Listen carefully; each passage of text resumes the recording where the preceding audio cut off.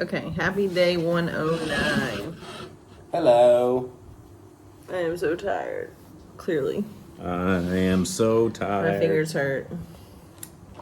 I feel like I wear this shirt every day. I apologize. You have two of those, don't you? Here? Or three? 2 or 3. Yeah. So today was a fun day. Yeah, we let our youngest American child is turning 8 tomorrow. So we let her, so tomorrow's kind of a busy day. She wants to go to the beach, which is fine. And then at 1 o'clock, we're going to go get her some ice cream at the 11 Bakery instead of cake, because she doesn't want cake, because she doesn't like it. And then we'll sing happy birthday to her. We have to have something for her to blow out a candle. Do we have cookies up there? We do. So we'll put a candle in cookies and let her blow out the candle. But we're going to see if we can, and she's not going to open, she's going to open her, so we'll do that before we go to bed tomorrow. It's just hard because we're doing her birthday. So for our kids, normally for birthday week, what we do is like the week of their birthday, kind of like a couple days after their birthday and several days before, 7 days total, kind of surrounding their birthday. It's birthday week, and they get to pick everything. So like if we're watching a movie, they get to pick. They get to pick what we have for dinner within reason. They get to pick any decisions that have to be made, they get to make them. So their sisters just have to kind of like get on board. And so that's been going on this week. So it's kind of fun because there's not a lot of arguing because they all appreciate it. But I have told them, so then we got them some toys here, but like the toys here, like the quality is just not that great. It's like she got like a kind of a knockoff Barbie doll and she broke it within the hour of opening it. And she's not really hard on stuff either. I mean, she is, but like within the hour. So I had to basically do surgery on one of her Compared toys. to what we've seen at the home, she's not hard on anything. No, those kids are hard on everything. But they just don't value each other's stuff at all because everything's kind of community. So, and everybody has a different idea as to what the toy purpose is. Some toys could be hammers. So we were on the beach today. We had a little lunch by the pool, which was nice. And pretty low-key day. Nice for me. We gotta tell you guys about our refrigerator. So we have a new refrigerator here. Watch out, babe. New, and it works better. Okay, so the other refrigerator, loosely, but it's bigger. So our refrigerator like didn't seem that cold before we went to bed a couple nights ago. It was like on, but it was like just like the butter was really soft and like our drinks weren't as cold as normal. It wasn't like totally hot, but it was like eh. So they came over to fix it. And they turned something on. And then Jeremy ended up walking out and was like, hey, like to get something else. And was like, hey, our refrigerator. And they're like, oh, we thought it was fixed. So they come in. So these 3 guys start. And we're just sitting on the couch. Like the girls are doing school. And it was yesterday, right? Yeah. And these guys are carrying this white refrigerator that's like, I mean, like it's pretty good size. Yeah. Like a dead body, basically. These 3 guys, like no dolly, not like carrying it upright, but just like laid it over on its side and carried it horizontally like a dead body. And I'm like watching. They didn't come to us and say we're just going to switch it out. They didn't do any of that. They just like you see them walking towards you, and I was like, man, I wish I would have videoed that. And then sure enough, they took the old one away, like it was a dead body. That's how they did it. If memory serves, you're not supposed to lay like refrigerators on their side. You're supposed to be upright. I don't know. I mean, I think it's something to do with the compressor. I personally am not going to move a refrigerator myself. Unless it's like, like a dorm size one, I might. Maybe. But I'm going to use my dolly. I have a dolly. I'm going to use my dolly. If I have to move something bigger than, I don't know, 70 pounds, I'm going to use a dolly. And I have carrying straps. And I can move whatever I want with my dolly and my carrying straps. But I'm not. But it was just funny to watch. It was just this weird thing. But it works great. But our girl's air conditioner was leaking a little bit, and I saw this spot in our closet like 2 days ago, and I told Jeremy, I'm like, and I'm pretty visual. Like if I've seen something, how it's organized, like once or twice, and it looks different, I'm like, that's different. Like you can't move stuff around on me too much, and I'll get mad if you hide my stuff or put up my stuff for me. I'll get mad because I haven't seen. I'll lose it. And Jeremy, he'll put stuff up. He has no idea where he put it, and we'll see it again in 10 years. It's true. It's true. We all know about Jeremy's strengths. Everybody knows Jeremy's so great, blah, blah. But how did this turn into me when you're talking about closets? So, I see this spot. And he goes, I think it's just paint. It's like clearly like a dark spot. It looks like water. And I'm like, but it wasn't there There was no, before. like, and he's living- like, actually, I presented it as There was no run to it. It was just like a spot. it was like a glob of water spot on our wall, but the They- wall's blue, so it looks a little black. And I presented it as this. I was like, have you seen it before? I don't think that was there before. I was more like a question, because I mean, what if it had been there and I just stepped out of my body completely, became a different person, and didn't notice something? And he was like, no, I think maybe it's been there. Well, then the next day it's bigger. Well, then today I'm like, babe, it's running down the wall. Like, it's clearly wet. So they come in with like drills and a lady with a mop. And then they're like, our kids, we moved their mattress next to the air conditioner so it's cooler for them. And they're like, why are they sleeping on the floor? Should have asked for new fitted sheets. I just volunteered that information. But you could tell the I look. just feel like I it was needed to explain it. So they fixed it, but every time they come in, they ask if it's okay for them to go upstairs. So my oldest and my middle child, we were wrapping presents for the little one. The little one was picking out her own cartoons. We've watched everything on Netflix that there is that's appropriate for the kids. I'm done with it. I can't find anything else to watch. I've watched stuff I hate. I can't find anything else that they can watch because there's nothing else for them to do. And so, I don't know. I want to say thank you to Nancy and Pete because they're commenting on our YouTube and like offering to help us. Yes. Because like I'm scared. I do have the appropriate ladder for taking down our shutters and I have all the tools and everything, but I'm not getting on that ladder. And it's not that I'm necessarily scared of heights per se. It's that I don't want to get hurt and be a victim. And I don't want to fly back to Africa in a cast. I'm not clumsy. I wouldn't say I'm clumsy, but I'm just easily distracted. Yes. So I'm not getting on that ladder. But anyways, I will utilize help. And I'm sure Paige is going to pick me up from the airport. And Devin helped me go run through all the financials of like, can you do this? Can you do that? What if you do this? Have you thought about that? Have you touched this? Have you done that? Like Devin's like walking me through my if-thens, which is hard. I did get to use Jeremy's. We had some Sky Miles left. I say Jeremy Sky Miles because credit card's in his name, but it's ours. So I got to upgrade my seat a little bit so I have a little more leg room and I can sleep. It's going to take me like 20 hours to get home. I have a 50-minute layover in Amsterdam. You said that was a small airport though, right? I don't know. But all I'm going to have is myself and my backpack. So let's hope it's close. I'm kind of questioning, like I'm probably going to take my noonday sandals, my ribbon sandals, and wear those.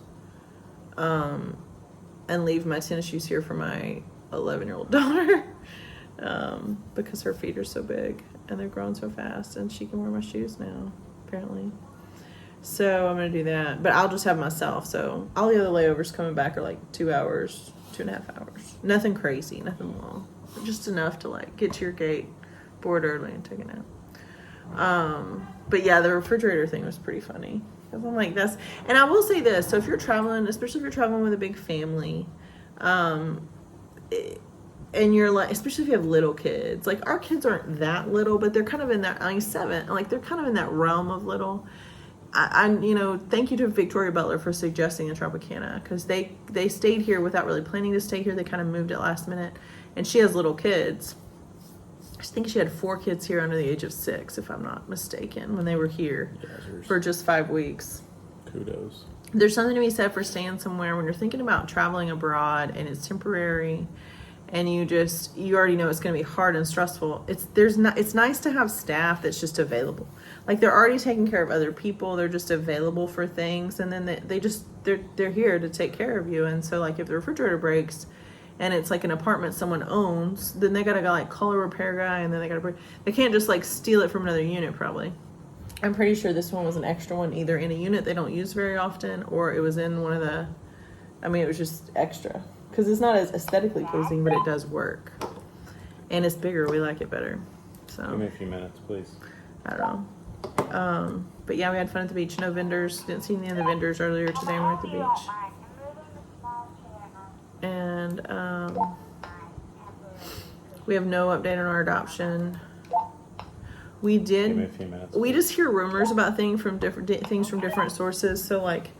Sometimes Sam Bruce will have like some hearsay, but he's like, I don't really know if I put any stock in it, but this is what my lawyer said, or this is what somebody else told my lawyer that's kind of outside the situation.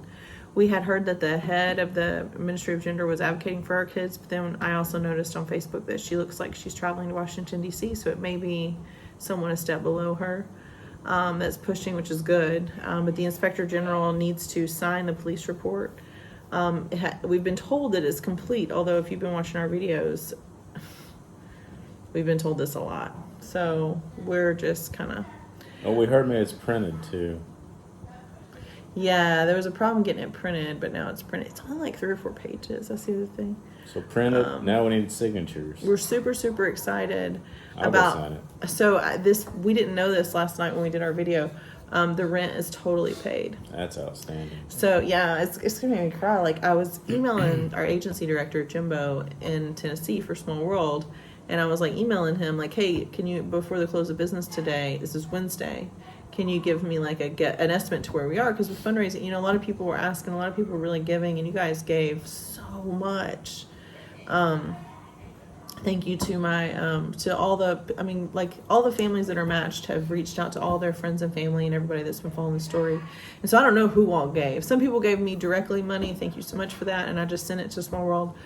Some people gave directly to Small World. There were 21 donations in less than 24 hours at one point. But it's $10,785. I mean, which is that's crazy. outstanding. I mean, that total giving was like around 11, but it was just the fees from the transaction processing. Yeah, so that's another thing. So they use PayPal as their service provider, and they take 2% for administration fees when you click PayPal. So if you click credit card, it's just their admin fee for their website. That kind of fundraising, which is 2.1%, which is not. So really, technically, the giving actually went over 11,000 because that extra. In less than a week. Yeah, 6 days. That's incredible. 6 days, yeah. Because I literally emailed him when we were driving, but it didn't go through. It was in my outback, so it went through at like 5 o'clock here, but like it's obviously 1 o'clock there. So he was like, I was already working on it. He told me he was so grateful and so excited. He said the extra money they do have. So with this budget, we've talked about their budgeting. Normally, their adoption throughput budgeting has a lot of room. They're able to say they actually had a savings set aside for emergencies for the orphanage, just like renting a house, running a business is like running a family. But they have to be able to pay the nannies, so there's a little issue with the water pump that needs to be fixed, which I did ask him to make sure to prioritize. But there's just it's something small, but it needs to be fixed so that the running water can work. But it's coming. Everything takes a week, so we'll see in a week. But yeah. Outstanding. So I mean, this family or fraternity of people that are adopting from this home is really rallied. It's pretty awesome. Yes, and some of my Noonday friends too. So the thing about, I really like being a Noonday ambassador. I'm wearing my Noonday shirt right now. That's all I got on Noonday right now. This is my bathing suit cover up today. This is the white breezy tunic. Would you say it's breezy? It is. It's very comfy. But some of the Noonday ambassadors really got a hold of it, and one of them even commented like, I just shared this with all my rich friends, which was so fantastic. Because Noonday collection serves the underserved, and in developing countries we advocate for those artisans and sell their products. They're good products, but that trunk show has been a great way to start, just to say we need help rather than just we need help, because everybody does spring shopping. It's exciting to have a piece of unique jewelry, accessories, clothing, bags, whatever it is, home accessories that you had your eye on. But that trunk show is record setting. So right now the trunk show is sitting right over $2,500 in sales, and then every bit of commission, the commission ends up being about 20%. But every bit that rises, I get an extra bonus commission. So now I'm at 8%. So the more you guys shop on that sale before this month ends, the more bonus commission I'll be able to add to that. So right now, the Noonday Trunk Show is more powerful than it's ever been. But the thing I like about Noonday is it's a good story, it's a good product, it's a for-profit company, which I'm using those profits for orphans. But I mean, some people use it as their job. But it's a great way to start. But just by starting with that, the Noonday donation, I was able to give a big chunk of money there. I've lost track of the exact amount, so I don't want to quote myself. Over $500 for sure, straight commission from those products that you guys bought, and more. I mean, as it goes in weekly into my account, I just move it over to Small World. But but more than that is going to come in. But like, it's like an 80-20, like 80% of the money came from just people's pockets. But had I not started the Noonday Trunk Show, I wouldn't have had that platform to say what we needed as confidently as I did. So I appreciate the opportunity that Noonday affords to, you know, moms like me, dads like Jeremy, to advocate for our peers all over the world, to level the playing field, so to speak, for commerce, and to be able to help these kids at the same time. So we had another discussion today on whether or not we could fit a sixth kid in our house. It's so hard, you guys. Like, you fall in love with these kids, and every day that passes that they're not matched for the family makes me worry that they won't get matched, because some of the kids are older. When I say older, it's like they're 8 and 9. And I mean, living with a almost 8-year-old, 10-year-old, and 11-year-old today, they're not that old. Mm-hmm. It's not like parenting stops when they turn 18. It goes on forever. But and it's not something logistically we can do, because we'd have to start from, it would take months to get the paperwork done and try to get it figured out. Even if we don't have room even in our car. Like, our car that's sitting in Tennessee that we have to fly home to is a Suburban, and we can't fit one more living thing in there, no matter what. But like, it's still so tempting as parents that have gotten to know these kids to like, what's one more, you know? Like, so those of you that are working on this process and you're like, I'm licensed for 1, maybe we should bump it to 2, like, do it. Because, I mean, what's one more, you know? Yeah, definitely. I mean, it would be different, I think, if these kids were younger and I knew for sure that they were going to get matched. But it's hard to be sitting so close to them and know that there's every day that passes, every day that they get a little bit older is a... And people get so caught up on their age. Most of these, I mean, I wouldn't say most. How many of these kids do you think know their age? Not many. Our kids know their age. Maybe half. But I don't think our kids really knew their age that well until they were matched with us and we started sending specific birthday presents. And yeah, I would say less than half know their age. None of the older kids really know. Yeah. I mean, and you can look at them and tell, like... If you think about, like, their lifetime, it doesn't matter. It doesn't matter their age. You may be concerned about, like, okay, well, they're 10, they're really going to be behind, we're going to have a lot of catching up. I mean, so they may be delayed in their career, whatever. It doesn't, it's not a big deal. They're not delayed permanently. Like, education-wise, Like, their survival skills, their conflict resolution skills, their resilience, their probably physical abilities, athletic abilities, ability to care for themselves and other people, off the charts. Their ability to speak English perfectly and go through, like, math and all of that, Yeah. square one. But they learn more quickly than, like, a 5-year-old. Can you say? Yeah. I mean, and the school does stuff, too. Like, our oldest, she was doing multiplication tables. Our oldest Liberian daughter. Was doing multiplication. And they've just started going to school, but it's not like the whole they're behind on some things. If they're behind on some things, they're ahead on others, for sure.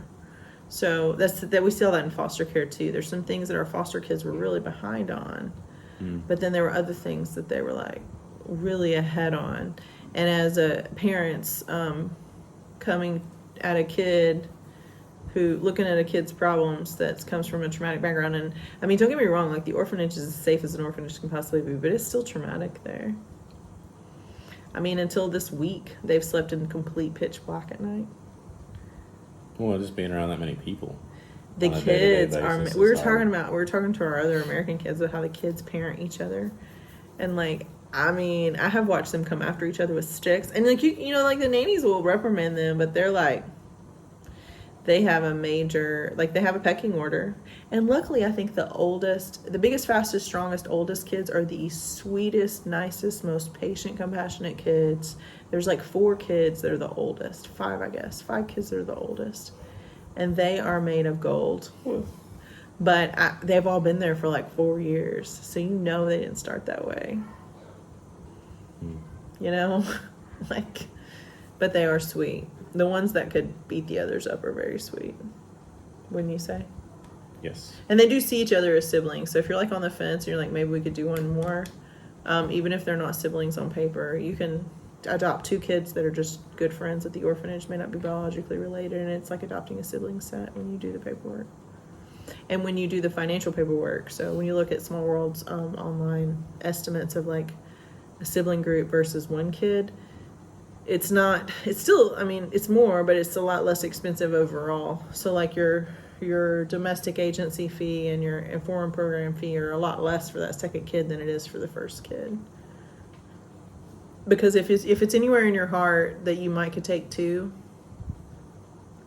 go on and just be licensed for that. And you can always dial it back to just 1, but it's hard to go from 1 to 2 once you're deep in the process. Not impossible, but it's harder. And the last thing you want to do is get all the way here and then get all the way back home and be like, we got to go back. So, Yep. of course, if we just become Liberians, our capacity, we don't need to care about how many people. If we just become Liberians, we don't need to care about how many people will fit in our Suburban. I mean, we'll just take 10. So Anna was telling me her kids, my friend Anna Clark, who's also adopting from the same orphanage, who's like my home base, like information and encourager, that's like walking the same roads as us, but also like from a totally different perspective of still being stuck in the U.S. without permission to travel and have their kids. But she said her kids were listening to our YouTube video with her. She was listening to it in the car. And one of her kids offered to help, like, organize our stuff at our house. She's like, oh, we could go help Miss Rachel, and you're, like, talking about, how they can, like, do that and come help me get stuff, just get our house ready to rent, which is a big task because I need to store all my kids' stuff. And we are not very strict with our kids about their toys and belongings. Like, anything that's soft or, like, you can't fall down and, like, hurt yourself in the middle of the night if you trip and fall. Like, Legos in the room is not a good idea. I've seen so many kids with cuts in their face with Legos in their room. But she, like, her kids offered to come help me organize. I'm like, okay, come on. That's Nancy and really Pete are going to get on a ladder. Anna's going to get out my totes for me. There's going to be label makers probably. It's going to be great. But Pete can help you with the sink if you're worried about it. Or Paige. I bet you Paige. Paige could do a kitchen sink. So be praying also. There's a potential for me having a meeting with one of the deputy ministers that's in the works. We're trying to get that scheduled. May happen when Rachel's not here. So just pray for clarity and At the Ministry of Gender. at the Ministry of Gender and We need them to advocate for us. pray that I say the right things. And it may happen when Sam's back too. I could just definitely, I'm sure he could piggyback and jump into, but. Because the other problem is like our adoption is paused. We still have to have stuff signed. We have to get this police report signed. Then we have to get our case history report signed. Yes. About 4 people.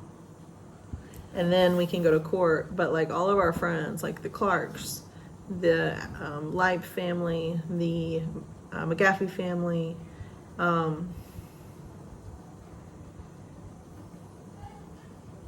several matched families. I'm sorry if I forgot. Some of them are through. Like the Butlers and the Whitneys are in a different phase that I hope to never go to. Their Hadley family and the Bruce family are one step ahead of us. We're right here with the Clarks, the McGaffeys, and the Leibs, and the Warrens. So there may be one more. Yeah. But nothing's been done for the last 100%. Nothing's been done because basically the Ministry of Gender took it as a cease and desist. Right. They have done no work on any of our cases. They have all of our cases in a stack, and nobody's allowed to mess with them. I mean, from what we understand, Ours is on top, is what they say, ours but we'll is see about literally that. just sitting there ready to be signed as soon as the suspension's lifted. So we need to advocate for them. We need to make good friendships with the Ministry of Gender because we need them to let our friends' kids go too. Yes. And I got to tell you guys, I have been very hesitant myself to go down to the Ministry of Gender. I know I've joked about it, but seriously, I'm not sure that I have the grace or the patience or the face of professionalism to have a meeting with them that doesn't threaten a bridge. Because I'm not, it's just not okay. This is not okay. Their job is Ministry of Gender, Children, and Social Protection. This is your job. And I'm glad to hear rumors that somebody might have gotten out from behind their desk and went to talk to the police to get this job done, but they should have done that a year ago. They should have signed our reports a year ago. So I don't think that my disgust for them and their I don't care if it wasn't them. I don't care. It was this department. If it wasn't you sitting in that chair, it wasn't you sitting in that chair. But somebody was sitting in that chair, and shame on them for creating gaps that kids fall into and never surface. Because that's what's happened. So until we have really solid good news, I mean, I think I'll be able to be nice as we exit the country, especially to advocate on behalf of my friends that are waiting behind me.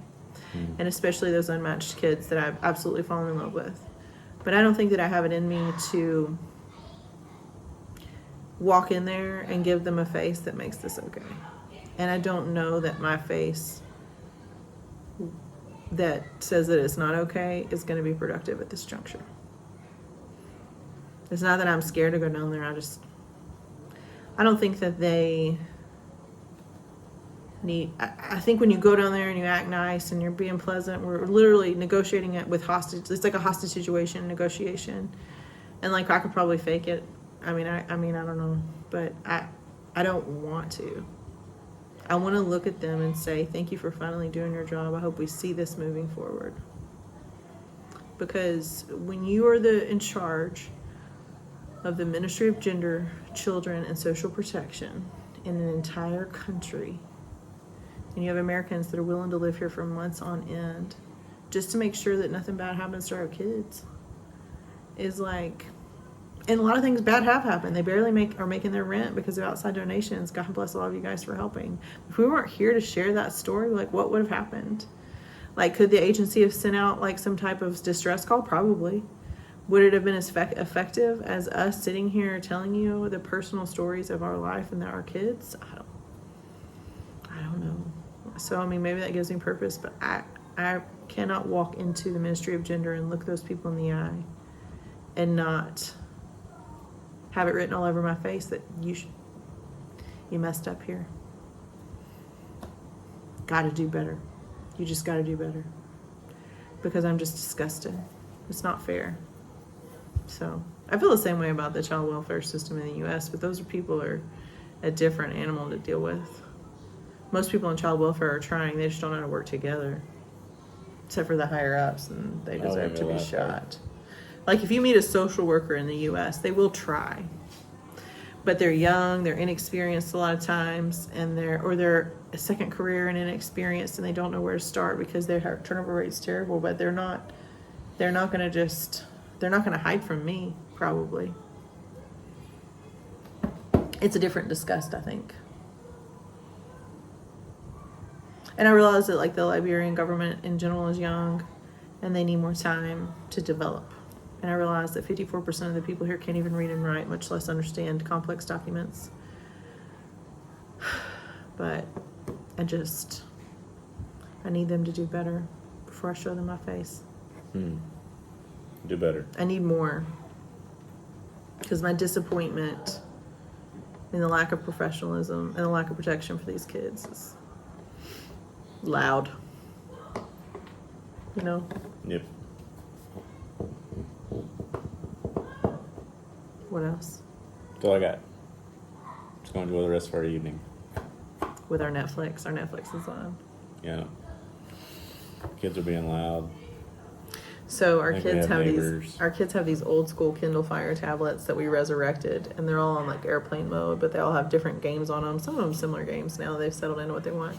We let them wake up because I don't wake up till like 10:30 because we stay up till like 2. But we don't care if they get up, but they can't have their tablets until they're quiet at night. So like we're gonna have to tell them that they can whisper only. It's time to go to sleep. And if we hear them being loud, they're gonna lose their tablets for another day. So every night is like a trial, and every day this is my new punishment because we have neighbors, and so they're obviously loud. Yes. So my kids are nerdy.